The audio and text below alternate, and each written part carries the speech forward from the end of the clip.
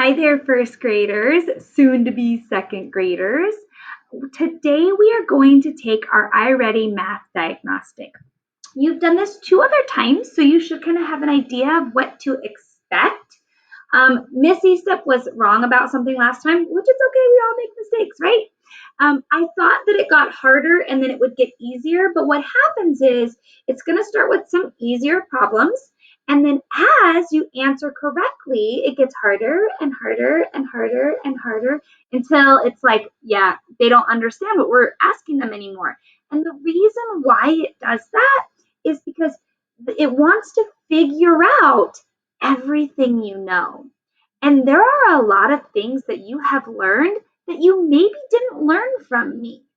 Maybe you learned it from an older sibling or on a TV show or something else. So it's really important that the test asks you those questions to see if you do know it or if you can use what you already know to help you figure out the answer.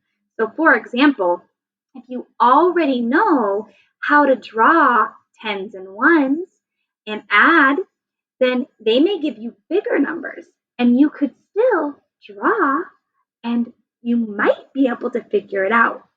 That's what's also important about having a growth mindset is that believing that you can figure something out. So it's important that we try and that we don't just give up.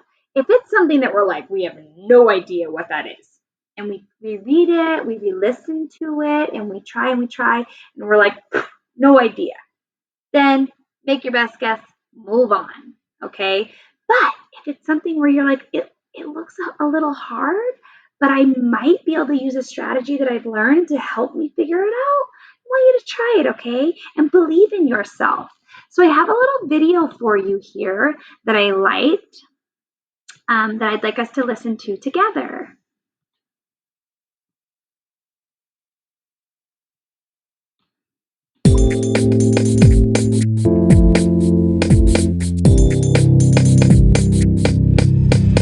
Have you ever heard of Stanford psychologist Carol Dweck? Her research on the idea of mindset suggests that there is every reason to believe that we can be great, maybe even the best, at anything with dedicated practice.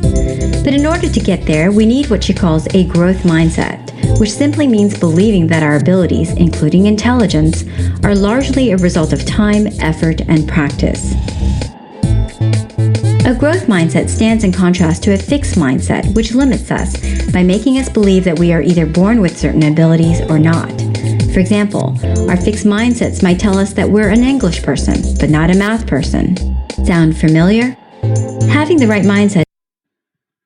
So what that means is, whoop, there I am. It's saying that, like, when you're doing a test, usually this applies to when you're practicing something or learning something new. But even when you're taking a test, you can have a growth mindset. I don't want you to look at a problem and say, that's too hard, and just give up, right? I want you to look and see if there's any clues you can pull from it and any strategies that you can pull from your brain that might help you solve that, right? So you can try. That is important because it affects behaviors which greatly influence whether or not you will succeed at something. For example, if you have growth mindset, you're more likely to embrace challenges, appreciate feedback, and when failures happen, you don't allow it to define you, and instead, you use it to help guide how you can improve. Those who have a fixed mindset, on the other hand, Just want to point out that this says, I messed up, but it's okay. shy away from challenges, don't implement feedback, and in fact often feel defensive about the criticism. And when failures happen, it's devastating and feels like an attack on one's worth. You can see that there is a self-fulfilling prophecy here. If you believe that your abilities can improve, you'll engage in behaviors which make it so. If you believe your abilities are more or less immutable, you don't try to improve, and so you don't. If you recognize yourself as having a fixed mindset about things, well, you can change that. Practice having a growth mindset, and the sky's the limit.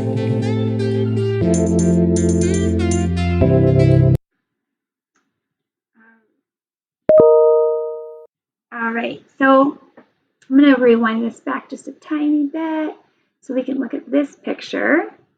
And notice that it has here, so here's a growth mindset. I can do it. And then they're trying, growing, and they make it. And it's a cycle, keeps going. Over here, I can't do it, get depressed and sad, and then they didn't do it because they just didn't believe that they could. So I want you to believe that you can. You are smart. You have learned so much this year. So today, do the best that you can. And please, please, please use the strategies that I've taught you. You should have your whiteboard ring out with a whiteboard marker and an eraser. You should be using this for most of the problems to try to figure them out. You should be re-listening, listen and listen and listen, just like we reread. Listen to the problems more than once so that you understand what it's actually asking. A lot of times we get problems wrong just because we didn't listen to what it was asking us and we answered the wrong question. But really, deep down, we know it. So listen to those problems more than once. Use your strategies, use your whiteboard, and do the best you can today. Today, you only do part of the test. So it's a little bit longer. It's like, well, you've done it before, so you kind of know how long it is. It's probably about 20 to 30 minutes. So today, I just want you to work for about 10-15 minutes. And when you start feeling kind of wiggly and you're like, oh, I can't focus anymore, or I want to be done, I want you to be done. Be done for the day. Exit out of it, and then you can finish it tomorrow. So when you're really starting to feel antsy, like you can't sit any longer, go ahead and just exit out, and then you can finish it tomorrow. You do not have to do the whole thing today. So you can also set a 15-minute timer for yourself if that helps. I can't wait to see your results and share them with you.